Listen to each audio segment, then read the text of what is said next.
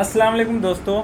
आज देखिए, आज बात करें क्योंकि पिछले कई दिनों से ना सोशल मीडिया में एक चीज़ देखने को मिल रहा है हम लोगों को कि तेजस्वी का जो बड़ा भाई है, आरजेडी का जो बड़ा बेटा, बात करें अगर लालू प्रसाद यादव जी का, तेज प्रताप जी, ठीक है, जो जिन्होंने अभी मतलब रिसेंटली घर छोड़ करके अपनी एक नया पार्टी बनाया था और उस पार्टी को लेकर के अभी बात चल रही है कि एमआईएम में गठबंधन करने के बात चल रहा है, एमआईएम से जुड़ने की बात कर रही है वो। तो हमारे अख्तर साहब ने भी इसमें शायद के पॉजिटिव ही दिए हैं, वेलकम किए हैं कि भाई अगर कोई भी आना चाहता है तो आ सकता है। तो अभी फिलहाल जो महागठबंधन सरकार बनाना चाहती है, तो क्या ये हो सकता है कि सपोज दैट मान लिया जाए जैसे कि एमआईएम वाला या फिर अदर कोई भी पार्टी जो है, ये लोग अगर सीट लेके आता है तो ये लोग बाद में महागठबंधन में जाके जोड़ सकता है? क्या इन लोगों को ऐसा लग रहा है?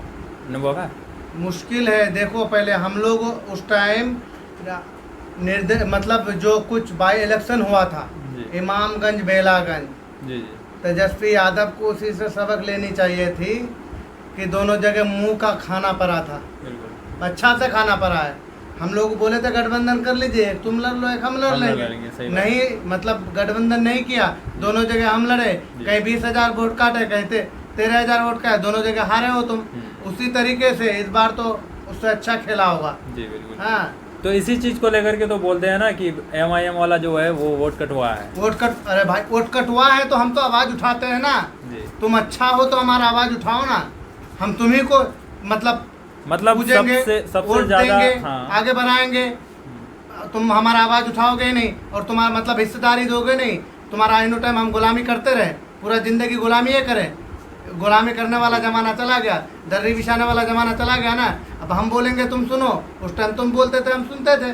मतलब नाराजगी तो इसी बात की है कि हमारी हक की बात कहीं भी होती है तो आप आवाज नहीं उठाई या डेलीगेशन भेजा था अख्तर साहब, आपने गठबंधन नहीं किया हम लोगों से। 18% है, यही सोचते तो 10, 15, 20 सीट दे देते, जाओ भाई लड़ लो। ये तो है ही नहीं नीयत में। अच्छा, बिहार में जो अभी एमआईएम अलग से लड़ रही है, मतलब इसको तो महागठबंधन में लिया नहीं, ठीक है, अब ये जो लड़ रही है तो इससे क्या उम्मीद है कि मतलब कितनी सीटें आने वाली है या फिर कितनी सीट आ सकती है पूरे बिहार में? बहुत अच्छा होगा, बहुत अच्छा। देखते जाइए आगे आगे होता क्या है, समय का इंतजार कीजिए। आप कुछ बताएंगे इस बारे में कि मतलब एमआईएम वालों का क्या लहर है या फिर कितना दूर तक जाने का मतलब कोई? सबसे पहले बात है कि जो भी इंसान अगर ज़मीन में मेहनत करेगा तो इंशाल्लाह उसका फल उसको मिलेगा। जी बिल्कुल। आज अगर एमआईएम वाला जितना भी कार्य करता है, इसका प्रवक्ता है, सब लोग मेहनत कर रहे हैं। जी सही। तो कभी उम्मीद है कि इंशाल्लाह हमारी सीट आएगी कभी जितना भी आए, 10, 15, 20, 30 जितना भी आए, हम ना उम्मीद नहीं होंगे। इंशाल्लाह हम मेहनत करेंगे। हम लोगों का काम है मेहनत करना। आला कमान का काम है कि भाई हमको किस तरह से चलना है वो हमको बता के गाइड करना, एक तरह से गाइड करना है। सही बात है। तो यहाँ पे एक बात और भी आती है ना कि भाई सिर्फ एमआईएम वाला मुसलमान करता है, बाकी अदर लोगों को लेकर के नहीं चलता है, तो फिर इस बारे में क्या बोलेंगे? नहीं, एमआईएम वाला तो सबको लेकर के चलता है, दलितों की, मजलूमों की, और जो है कि निचले कुचले जितने भी लोग हैं, आदिवासी हैं, वो सारे लोगों को लेके चलते हैं।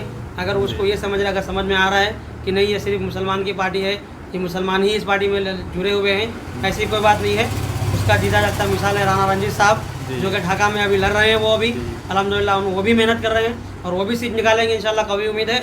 अगर वो ये सोचते, अगर एमआईएम वाला पार्टी, हमारे सदर साहब अगर ये सोचते कि नहीं हम हिंदू को अपने पार्टी में नहीं लेंगे, तो उनको टिकट नहीं देते वहाँ पे। इसलिए कि हिंदू से भी अपने लगाव है।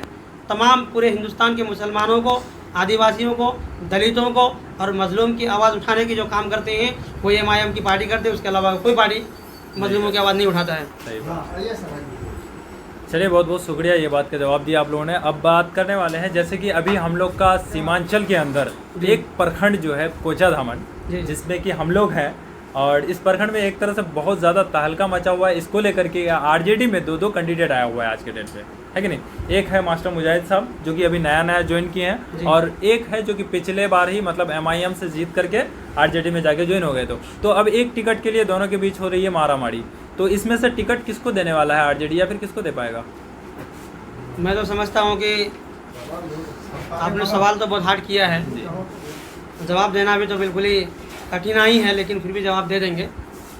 लेकिन सबसे पहले मैं बेहतर यही समझता हूँ कि जो मौजूदा अभी विधायक हैं उन्हें सीट देना बेहतर है आज के डेट में, जो आज में डेट के, इसलिए कि वो कुछ काम किए भी हैं और उनके जो काम किए हैं उससे हम सहमत हैं। अच्छा, सहमत इसीलिए है कि उसको देना सीट बेहतर है। और अगर वो इंशाल्लाह काम करेंगे, अगर जीतेंगे तो हमारे भाई साहब बोल रहे हैं कि आप झूठ बोल रहे हैं। नहीं, वो तो उनको लगेगा, लेकिन काम किए हैं भाई, बहुत सारे काम किए हैं। वो जो है कि मैंने सुना अभी है। गिनवाएंगे नहीं हम, पूरा काटे देश ठीक। ये है कि सबला द्वारा कहे कोई काम नहीं किया, आज करने में काम किया। समझे। और मैं समझता हूँ कि इसलिए उनको नहीं सीख लेना बोल रहे। बेहतर है।